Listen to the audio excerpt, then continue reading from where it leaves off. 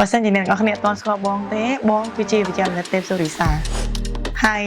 បងនឹងមកប្រាប់អ្នកនរគ្នាថាហេតុអីបានជាសេវាកម្ម Premium Hair Grow Program ជាសេវាកម្ម Top 1នៅក្នុង clinic របស់យើងសេវាកម្ម Premium Hair Grow Program គឺជាសេវាកម្មមួយដែលលក់ដាច់បំផុតនៅក្នុង clinic របស់យើងទាំងពីរសាខាហេតុអីបានជាសេវាកម្មនេះលក់ដាច់អ្នកនរគ្នាត្រូវដឹងថាទី1វាប្រកាសជាមានប្រសិទ្ធភាពខ្ពស់ផលដែលវាបានមកវិញប្រកាសជាល្អជាងអ្វីដែលអ្នកនរគ្នាចំណាយដោយសារសេវាកម្ម Premium Hair Grow Program គឺជាសេវាកម្ម4រួមបញ្ចូលគ្នាក្នុងពេលតែមួយយើងប្រើវីតាមីនសក់យើងប្រើ POP យើងប្រើ Stem Cell ដែលបងនាំចូលពីប្រទេសសិង្ហបុរីហើយបងប្រើ laser នោះគឺជា laser មួយដែលបងនាំចូលផ្ដាច់មុខមកបងហ៊ានធានាថានៅក្នុងប្រទេសកម្ពុជាគឺមានតែបងមួយគត់ដែលមាន laser ប្រភេទមួយនេះអញ្ចឹងសេវាកម្ម Premium Hair Grow Program គឺជាសេវាកម្មមួយ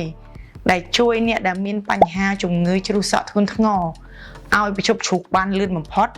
បដោះសក់បានមកវិញលឿនប៉ុន្តែសម្រាប់អ្នកដែលចង់ឲ្យសក់គាត់ដុះលឿនក៏គាត់អាចជ្រើសរើសសេវាកម្ម Premium Hair Grow Program នេះបានដែរ Clinic Dr. Riza Clinic OS ប្រសិទ្ធភាពគុណភាពសមនឹងអ្វីដែលអ្នកនរគ្នាចំណាយ